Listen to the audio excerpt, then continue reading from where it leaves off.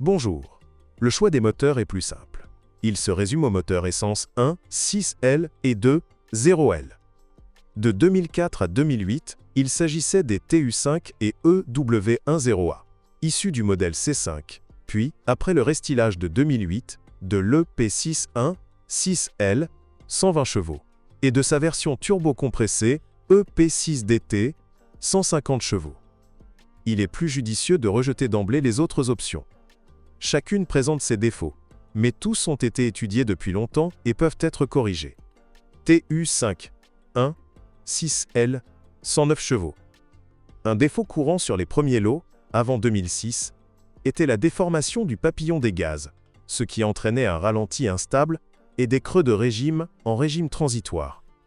Le fabricant du moteur, Bosch, a reconnu ce défaut de conception et toutes les pièces ont été remplacées sous garantie. Un défaut beaucoup plus grave était une culasse défectueuse, ce qui pouvait bloquer les soupapes en position ouverte et les faire heurter par le piston, ce qui entraînait des réparations coûteuses, voire le remplacement du moteur. Heureusement, ce problème était également couvert par la garantie, de sorte qu'il est aujourd'hui quasiment impossible de trouver une unité défectueuse. Au cours des 10 dernières années, elles ont été réparées ou ont fini à la décharge depuis longtemps. Par ailleurs, le moteur TU5 est équipé d'une courroie de distribution, traditionnelle à elle, époque. Ainsi, en cas de rupture de la courroie, les pistons heurtent les soupapes bloquées, dont les conséquences ont déjà été décrites plus haut. Initialement, le constructeur annonçait une durée de vie de la courroie avant remplacement de 80 000 km, puis la portée à 120 000 km. Cependant, l'expérience acquise avec le TU5 et d'autres moteurs français similaires montre que dans nos conditions climatiques, il est déconseillé de dépasser l'intervalle de remplacement de la courroie de 60 000 km. De plus, il est recommandé de remplacer la pompe en même temps que la courroie, dont la durée de vie est très imprévisible. Elle survit rarement à 2 courroies. Les joints de couvercle de soupape qui fuient et les thermostats qui collent semblent être de simples bagatelles en comparaison. EW10A 2, 0L, 140 chevaux. Moteur plutôt calme en fonctionnement. Parmi les défauts récurrents, on note également une durée de vie limitée de la pompe à eau, environ 100 000 km, et des ralentis intermittents. Ce dernier défaut, outre la révision du papillon des gaz, nécessite l'adaptation de l'unité à un scanner de marque. EP6 120 chevaux et EP6DT 150 chevaux.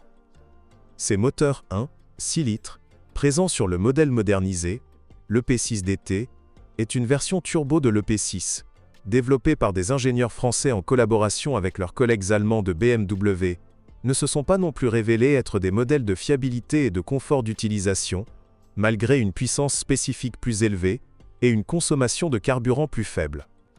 Le moteur atmosphérique présente une distribution défaillante. La chaîne se détend souvent après 50 000 à 60 000 km, et le pignon est fixé sur l'arbre sans aucun blocage, uniquement par frottement et couple de serrage de l'écrou. Même avec un léger desserrage, les soupapes et les pistons se touchent inévitablement sur ce moteur. Le deuxième défaut courant est la défaillance du moteur électrique de commande de la levée des soupapes, due à des joints défectueux. Ce défaut est reconnu comme couvert par la garantie, mais le principal problème réside dans la quasi-impossibilité de démarrer un moteur froid, surtout en hiver. Il faut donc résoudre le problème de la livraison de la voiture au garage, directement depuis la congère sous la fenêtre. Sur les premières versions turbo, 2008 à 2009, un autre problème s'est ajouté. En raison d'une conception inadaptée du système de ventilation, les conduits d'admission étaient recouverts d'une couche de carbone si épaisse après 10 000 à 20 000 km que l'air entrant était insuffisant pour le fonctionnement normal de la turbine, entraînant une forte perte de puissance du moteur. La modernisation du moteur n'a pas résolu ce problème. La caractéristique générale de ces moteurs est une consommation d'huile relativement élevée, plus de 1 litre 1000 km, même en cas d'usure minime du groupe cylindre-piston ou de problème de ventilation. De plus, le programme de gestion moteur, en cas de problème, désactive d'abord la turbine, ce qui entraîne une forte perte de puissance en marche. Imaginez-vous un tel phénomène lors d'un dépassement ou sur une route sinueuse. Quel que soit le modèle de moteur et le pays de fabrication, le propriétaire d'une Citroën C4 d'occasion de première génération peut être confronté à des problèmes mineurs et spontanés du système électrique du moteur. Soit la sonde de température tombe en panne, soit le démarreur nécessite un coup habile sur le relais de l'enrouleur, bonjour Ziguli, soit l'alternateur dégage de la fumée provenant d'un bobinage brûlé, nombre de ces défauts sont dus à une faible résistance à l'eau, et notamment aux agents chimiques hivernaux, qui pénètrent dans les composants et derrière les joints des connecteurs.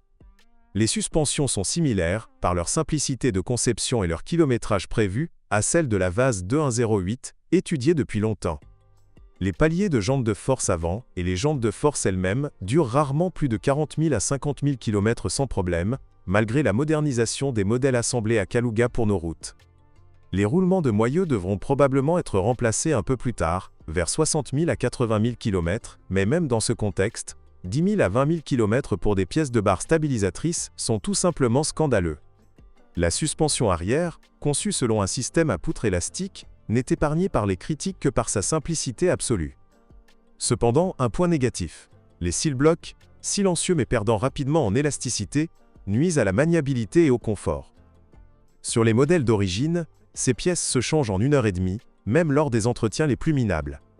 Sur une Citroën C4 d'occasion de première génération, les coups de main, œuvre, sont tels que de nombreux propriétaires abandonnent la route. Le point faible du système de direction réside dans les biellettes et leurs embouts, il ne faut pas compter sur elles pour plus de 50 000 km. La crémaillère elle-même, avec une conduite prudente, peut durer jusqu'à 150 000 km. La durée de vie moyenne des plaquettes de frein est de 25 000 à 30 000 km. Pour la ville, c'est une durée normale, si l'on ne tient pas compte du fait que les disques doivent également être changés tous les 2 jeux de plaquettes. Sur les routes européennes, toutes les pièces citées devraient poser moins de problèmes, mais en réalité, il faut se préparer à des réparations fréquentes. Citroën a donc été contraint de limiter la garantie des suspensions à 35 000 km.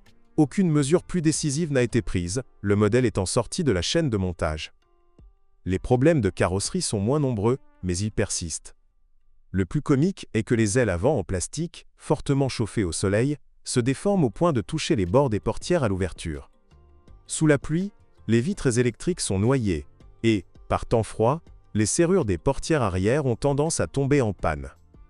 La carrosserie n'est pas sujette à la corrosion, sauf réparation improvisée après un accident, mais les éclats de pierre sur le capot ont tendance à rouiller.